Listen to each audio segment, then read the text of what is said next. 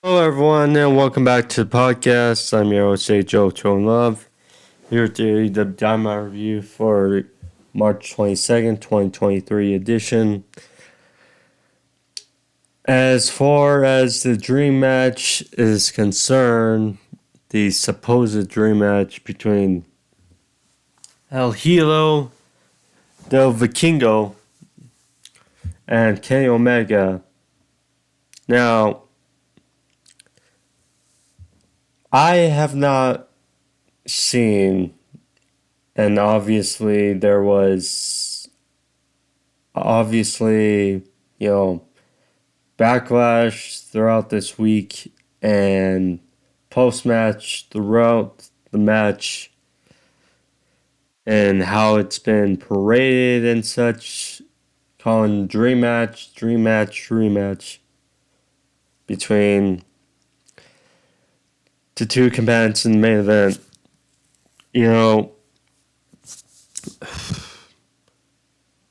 I have not seen a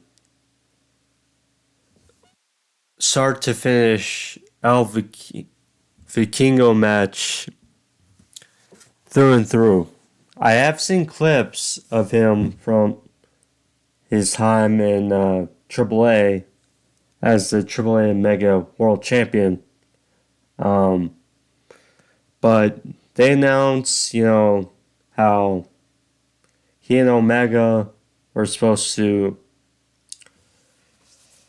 compete or face off in December of 2021 when Omega was through his run as the world champion, which was a month after his title loss to Hangman Page at Full Gear.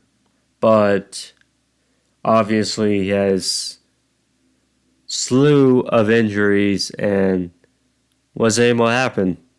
And basically a year and a half later, almost, and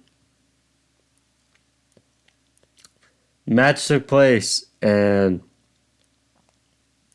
I will say, I have not seen a match of his through and through, only clips. I thought Vikingo, first of all, was bigger, so not huge, but bigger, so his size, again, took me by surprise. Now, some of his acrobatics and some of the moves he did in the match, very eye-opening and, just crazy. So my hat's off to him. As far as dream match, to me, and I think to many others, it wasn't a dream match. Omega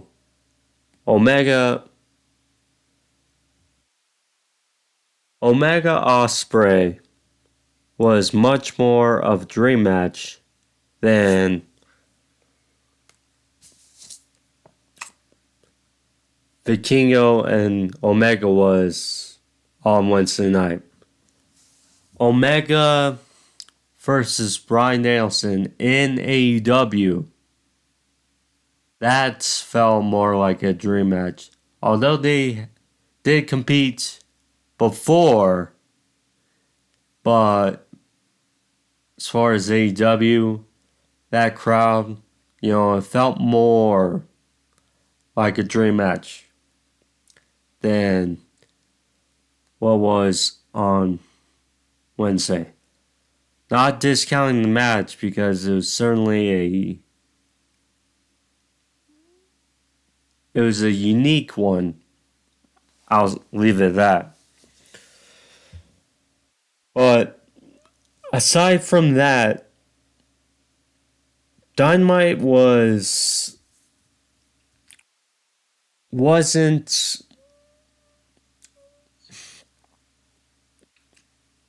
its best performance.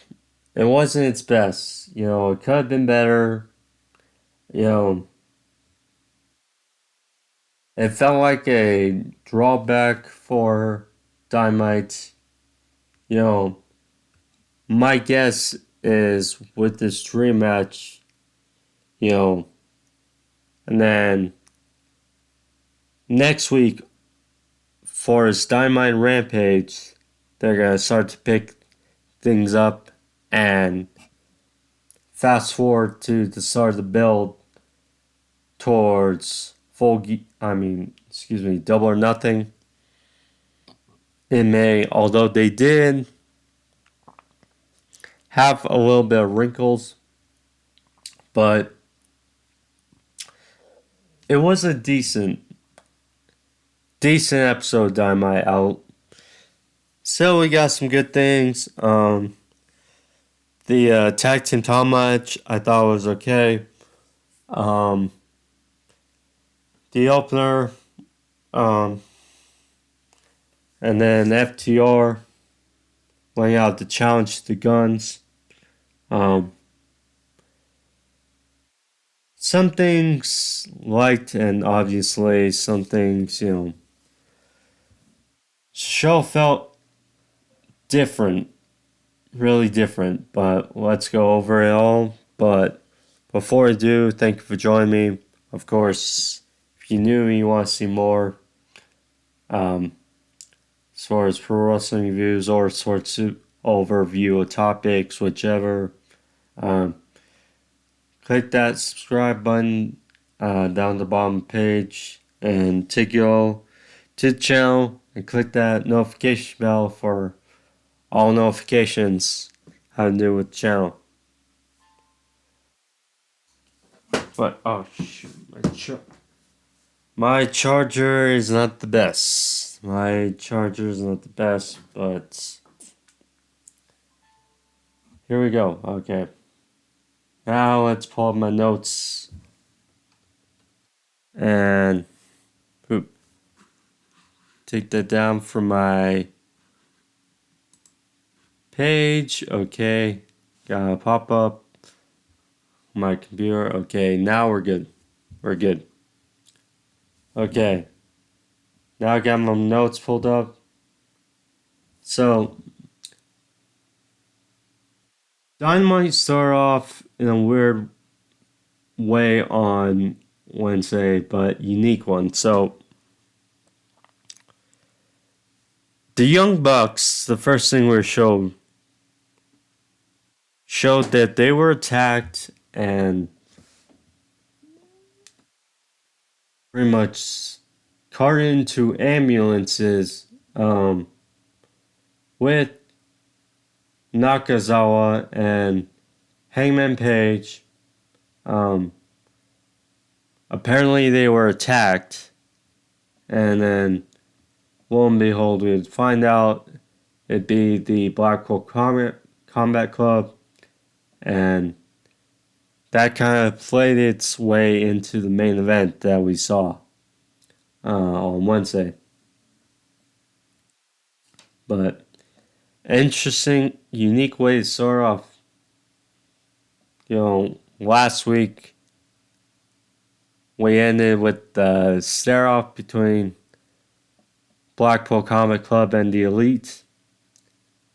And then we saw Wednesday with the Young Bucks getting attacked. So, go from that to the first match, which was Orange Cassidy, Darby Allin, and Sting versus Butcher, The Blade, and Kip Sabian. At first, I was confused why Sting had a jacket on, because haven't seen Sting. Seen him with obviously his signature role and such as far as, or his cloak, whichever you want to say, on the way to the ring for numerous years. But seeing him in a jacket was a little different. Then I see with some gear or Sting had a nice Sting logo on the back. Nice looking jacket for Sting. You know, seeing Sting still wrestle, in bits these days is very good. Very good. Definitely better seeing Sting in AEW than Sting is a legend we still like to see in AEW as opposed to one Bill Goldberg, who I hope doesn't sign with AEW. That's my take. He should not be in AEW one related to AEW one bit. But this match was good. I mean, decent. It had its bits and pieces. What I did like pertaining to this match, the build-up, was AEW had their house rules, live events on Saturday night. And they showed after a match between Orange Cassidy, Darby Allin versus Butcher and Blade that afterwards Darby and Orange Cassidy were attacked, and which set up to this match here, which, if they can help with the build up using these house shows, then it'd certainly be another out, I'd say, for building up story, Lingen TV, which I like to see. But has little bits, Darby has offense, hit a double coffin splash on both Butcher and Blade. Sting has shots in, using Orange Cassidy like offense against Kip Sabian, but it's so effective. In the end, after one tag to Orange Cassidy, Sting hit a Scorpion Death Drop on Kip Sabian for the win. And, simple. Then what happened afterwards was Darby Allin had his eyes locked on to the banner of Double or Nothing in the corner, symbolizing his intentions of world title match at Double or Nothing. So, who knows? Hopefully,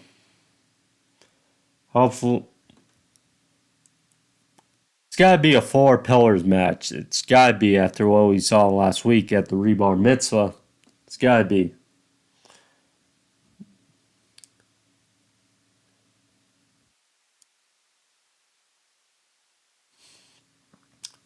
But either way, it should be a fun main event for Double or Nothing. We'll see. Seeing wearing Orange Cassidy glasses was a weird view. So, speaking of the 4 pillars, they had little sound bites each of last week. MJF obviously was frazzled, had some cake all over him, which he was splattered in. The Rebar Mitzvah said he wants, if every guy wants a title match, then he wants them all to rack up wins and earn it for a title match at Double or Nothing. So, we'll see. You know, Darby. Here's the thing: the roster is so big that all these guys should definitely have their opportunities. I mean, all three guys, I think, have to be, because I don't think we saw Jungle Boy on the show on Wednesday. I think, if all three guys can rack up wins in their separate ways, and, Darby can get more momentum. Jungle Boy, he's been very hot over the last number of months. Sammy's the wild card, I think, with out of these three challengers, simply because, yes, he's paired with JS, but he hasn't really got that much momentum, I think, as of late. So, keeping these guys all strong as far as, hanging to Double or Nothing will be key. And a challenge, see how Tony Khan handles it. But we'll see. We'll see.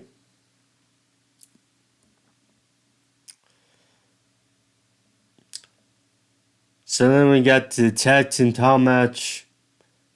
Top Flight versus the Guns for the AEW World Tag Team titles. Now, obviously, this didn't need to be for the tag team titles. I love the Guns and I love Top Flight. But,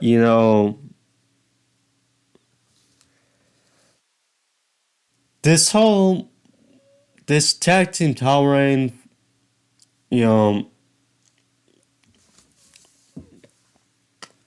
feel of the Guns feels like it could have been more. I say that because, going back to Double or Nothing, or Revolution, excuse me, the Guns, you took the titles off the Acclaim, and you make a wonky tag team title match, four-way tag team title match at Revolution between two teams that aren't even real teams in that tag team division.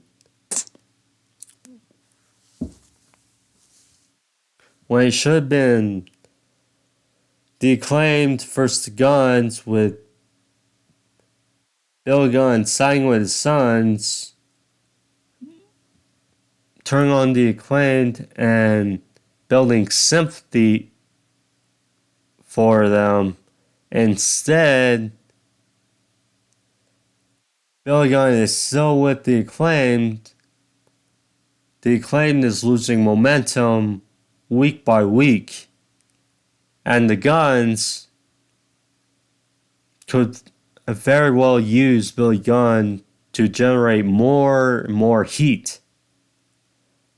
Instead, they just feel like a lukewarm tag team champions, so to speak. And it sucks. But that's the way it is. As far as the match goes, it was decent. Top Flight, very good. Still very young, but in the end, the Guns win and retain. So there's a Spanish Fly for a near fall. Dante hit a nosedive, but only for two. The Kingdom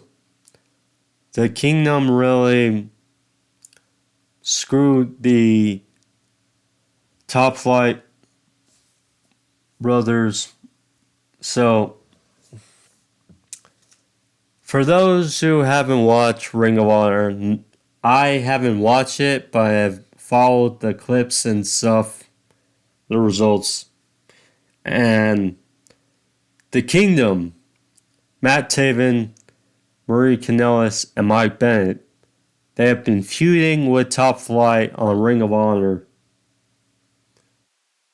And they attacked, Darius on the outside.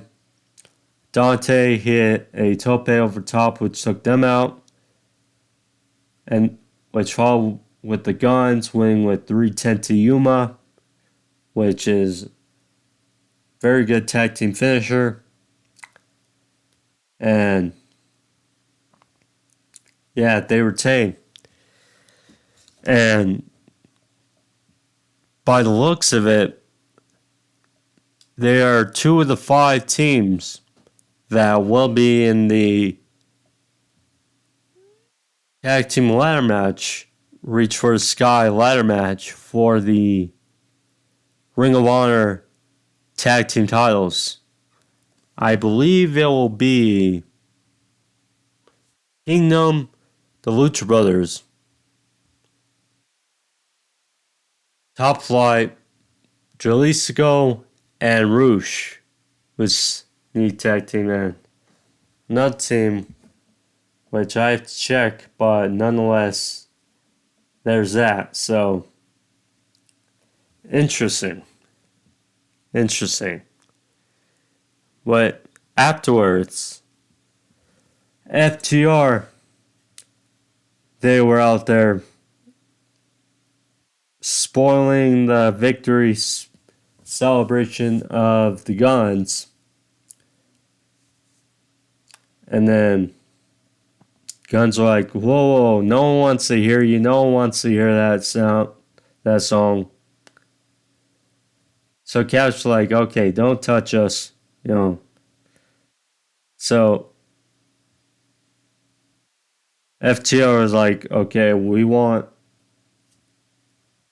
title match. And Austin was basically pleading, nothing you could do. Nothing you have to offer us to get a tag team title match. So then Dax said, well, okay, if you guys beat us, we will never wrestle for, or we will leave AEW forever. So there's that. They shook on it, or the Guns spat in FTR's faces, and then they went off. So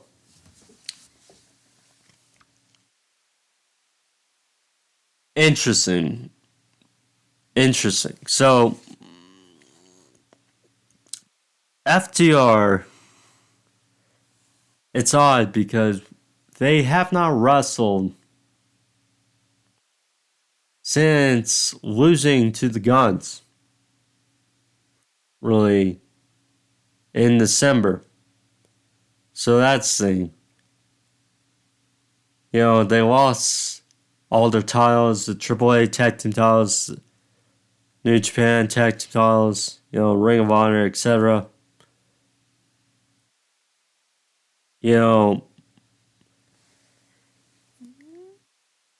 And then earlier this year, it was reported that FTR re-signed with AEW. And Dax dimmed down the rumors, or dimmed down the reports that happened. Then we come to this storyline. It's like, okay, well,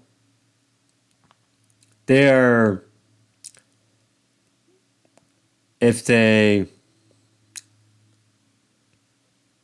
lose, they will now wrestle, or they will leave AEW. So now Their contracts reportedly expire in April. Double or Nothing is at the end of May. So, I'm curious. Will this probably be a Dynamite main event? I mean, we'll see. You know, it's a weird situation because, I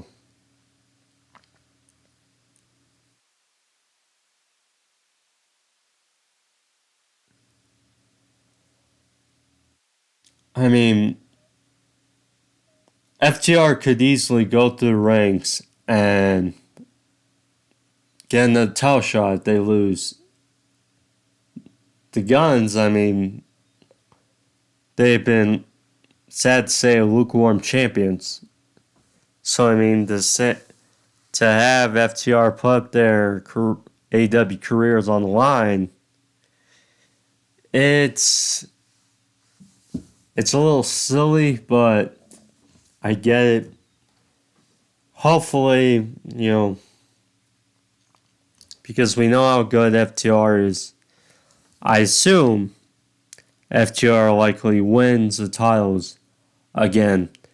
And then the tag team division fills itself out, a bit more. I mean, the Guns have been shown the way, it seems. They have gotten a nice small reign as tag team champions. I don't see them as long tag team champions right now. Perhaps if we revisit this down the line and the Guns, a couple years or so, we get another title reign, then perhaps then you can see a big run. But this has just making of FTR, winning the titles and then the tag team division, hits a reset in AEW.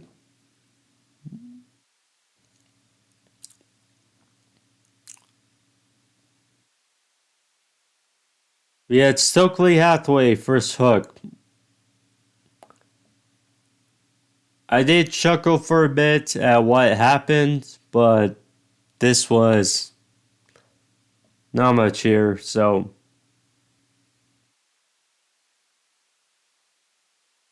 Stokely and Hook, so they came out, no disqualification match, so Stokely came out there and announced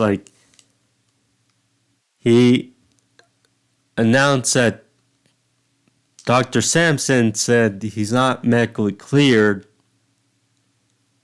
and that he has a note and he's retiring from wrestling.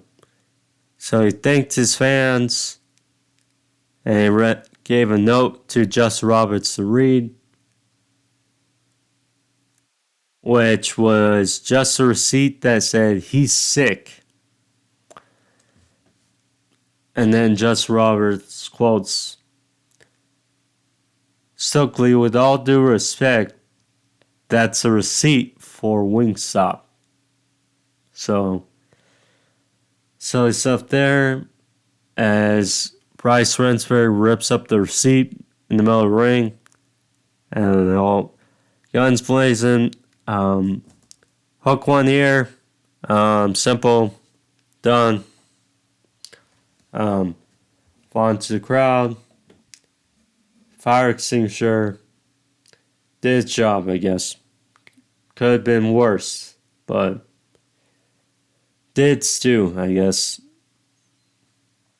Adam Cole, he got a great reaction in Missouri. So, he was out there to address, 7 days till he makes his return match to AEW. And who is his return opponent? Daniel Garcia came out, said who's ready for story time with Daniel Garcia. So he was out there and got into the ring. Touted, well, when Cole's been sitting on the sidelines playing silly video games on Twitch, he's been out there wrestling, main eventing AEW programming the most out of anybody. And touted some of the guys he's being Brody King, Bryan Danielson, Ricky Starks, some heck of names in his cap. So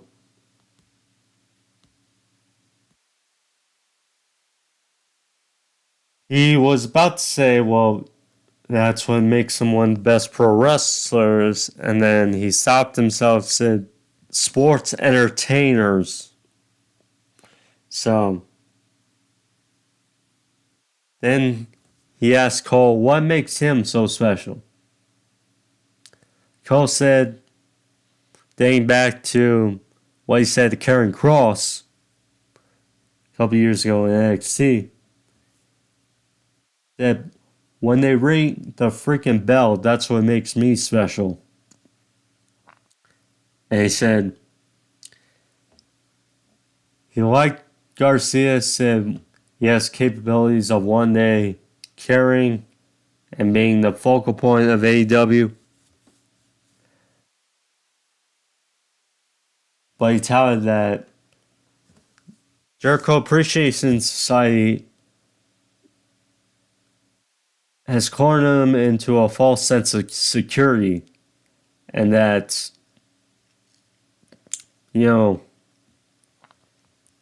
eventually,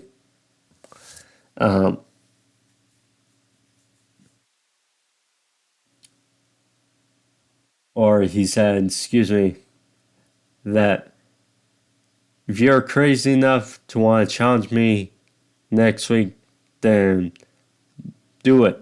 So next week it'll be Adam Cole versus Daniel Garcia. At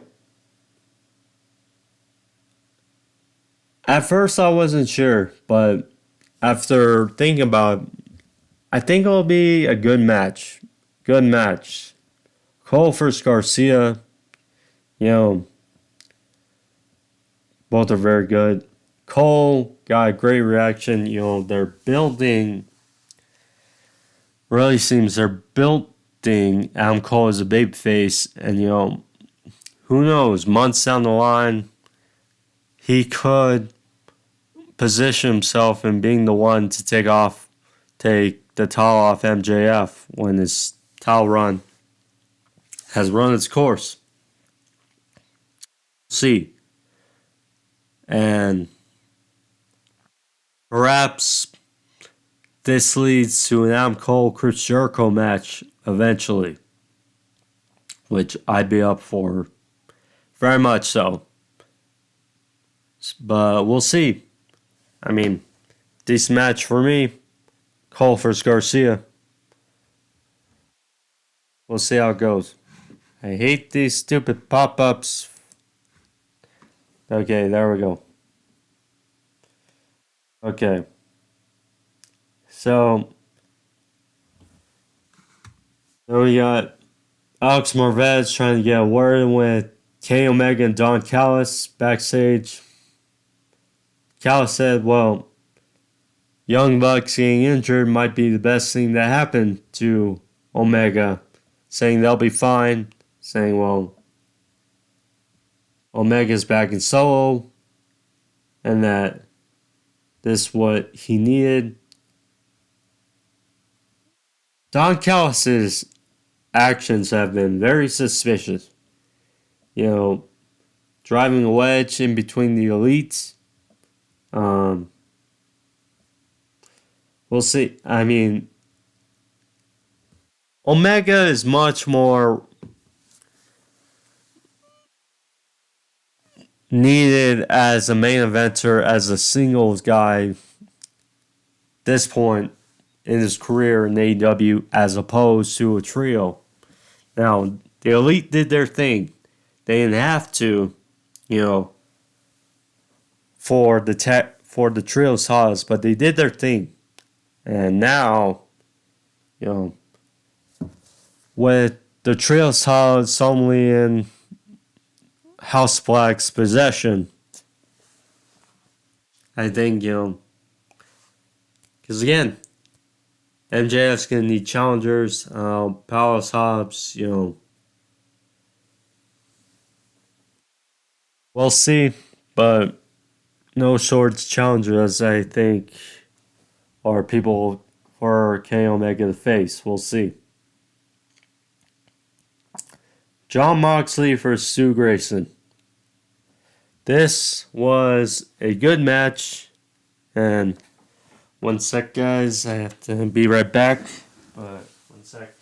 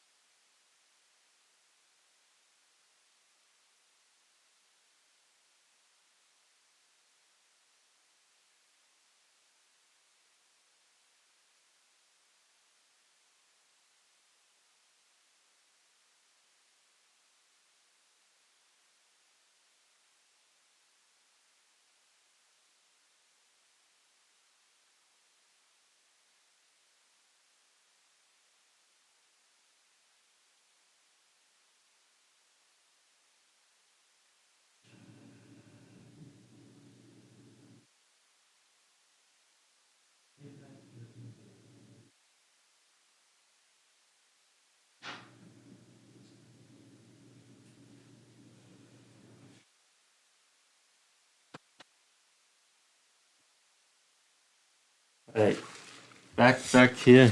Okay. Now let's get back at it. Sorry about that. Okay. Charge back my phone. Okay. So, Jon Moxley for Stu Grayson. Was a good match. Stu Grayson was absolutely a seller sign back for AEW. Much needed for Dark Order. I was a little upset that 10 or Preston Vance, he's doing his job with being paired with Roosh, doing a decent job. But nonetheless, Stu Grayson being back with Dark Order and for AEW is great. Great. Jon Moxley and the Blackpool Comic Club, the way they've been looking, their entrance has been very stellar, taking into this heel role.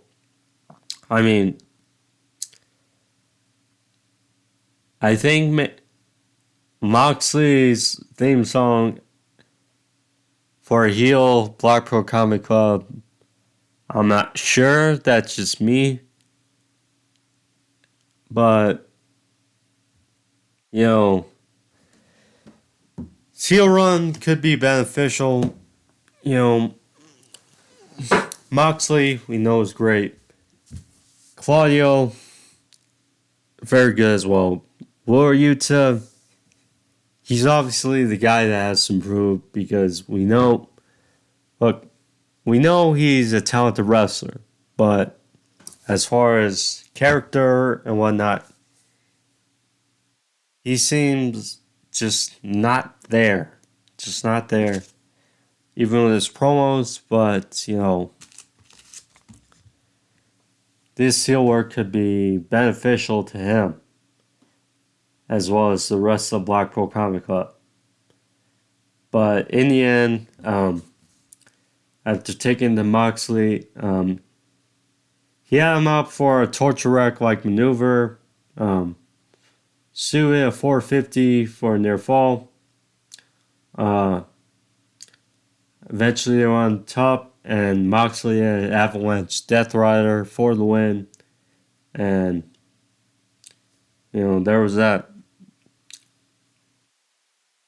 QTV was not as great as not as good as last week even. You know, I don't know. Sky Blue for Toni Storm. I can tell a lot of people enjoyed this match. A lot of people, if I had to guess. And, you know, yeah, I can see why.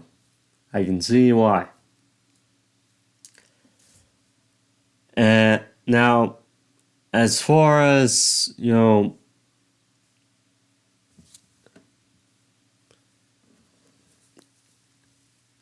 with this whole storyline with the women's division, it sucked. You know, it's hard to describe it, but, you know, Toni Storm does not seem like a heel to me. Saraya and Ruby Soul, what they're trying to do, it's not really helping. Sky Blue, you know, she's okay, but she still has a bunch of room to improve. You know, with Will Nightingale, Riho, I mean, this stuff. And we even got Jade Cargill backstage promo earlier. And what she's doing is not great either. So, all due respect to Taya Valkyrie, but having your first two matches on Rampage is not a great ideal to the AEW audience.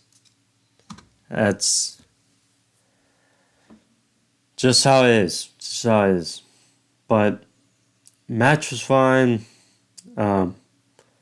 Storm won here as expected.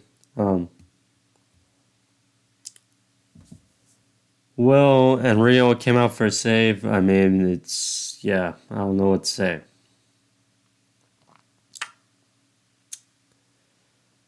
Blackpool Comic Club, they attacked Sue Grayson again backstage. You know, that was fun. That was brutal, but good. Then we get to the main event.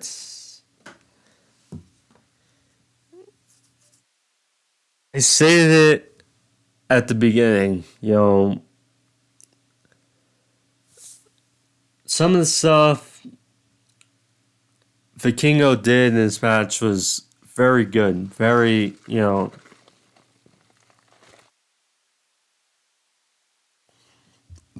it was a unique match. It wasn't a dream match.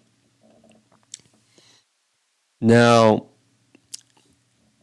I understand what some of the criticism about this match simply as it pertains to some of the spots of this match by Vikingo, I get it. But, I mean, with how this match was put together, Tony Khan probably had to make do with what he was given. And this match was